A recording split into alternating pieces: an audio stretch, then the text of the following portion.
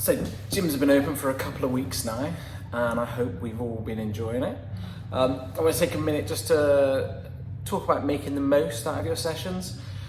We've all had pretty much a year where going to the gym has been very limited. As a lot of you know, who listen to a lot of my stuff, I talk a lot about consistency, and actually to achieve what you want to achieve, you need to be doing it consistently. In the last year, we've not had a chance to do that. So now, let's see if we can get a little bit of consistency going and making each session really worth it.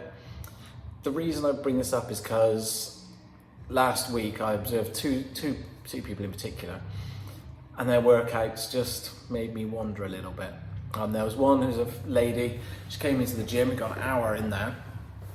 She used 3 different cross trainers, 3 of the same bit of kit, just moving around the gym, and then sat on the abductor machine, or the Gashinator 3000 as I like to call it.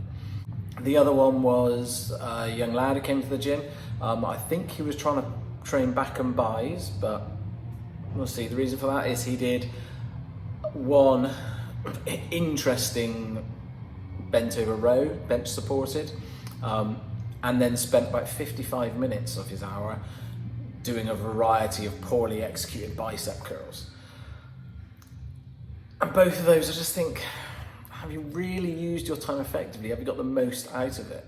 I mean, I'm not mocking them for, they've come into the gym. That's a fantastic thing. That's the biggest step for a lot of people. So they've come into the gym, they're doing something. But if you are coming in, you should maybe just try and make the most of your session while you're there. Both of those people, the resistance training that they did, they worked really one muscle in their body for most of the time. A lady on the adductor machine working the tendons on the inside of her thighs, and the young lad hitting his biceps, and that obviously shows what insecurities they have in their body and what they want to achieve. But just sitting there doing isolation exercises or standing there just doing various different ones is not really the best use of your time. You want to really try and hit as many muscles as you can in one session. You can have sessions where you do just work one muscle group at a time. So if people have set up a decent program, you might hit chest one day, back another.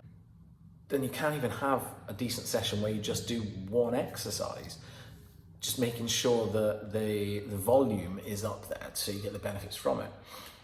But while we're setting out, while we're starting back, I'd always recommend doing compound exercises. So for instance, if it's the inside of your thighs that are bothering you, let's do some deadlifts, let's do some squats. Everyone thinks, oh, that's not going to hit.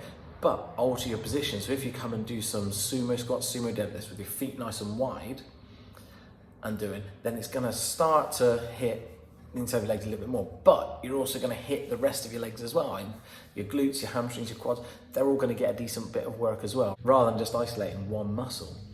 And then the young lad, if biceps are really the problem, you want the t-shirt to fit a bit tighter. I mean, there is an argument that your triceps actually take up 2/3 of your arm, so working your triceps is going to be more effective in getting your t-shirt to fit tighter. But back and bicep, get on some heavy back exercise. That's going to really get these biceps working. Get on some pull-ups, some chin-ups, some really heavy bent over rows, that kind of thing. And then finish off, if you need to, with a few bicep curls. At this time, we are still in some gyms restricted with time. So gyms I work in, they still only get an hour. So let's spend that hour trying to hit as many muscles as we can. Lots of compound exercises, so you're hitting more than one muscle at once. Let's not waste our time with isolation exercises. And if you know that you're going in, you've got an hour, and the first 10 minutes of your session is gonna be warming up on a cross trainer. I mean, this lady spent like 50 minutes on 3 cross trainers. It was a bit extreme, but why don't you walk to the gym? If it's within a 10-minute drive, just walk or run to the gym, cycle to the gym, ideal, get yourself warmed up. If you live a bit further away, maybe you just park a bit further away and then walk from your car to the gym. And it still counts as a warm-up before that session, so you can use that whole hour as then a productive way to hit your goals. And just have a little bit of a think about maybe how you're structuring the sessions. If you've got any questions, just ask. I'd be happy to give you little bits of advice. Advice is always free, so just ping me a message. I'll be happy to help.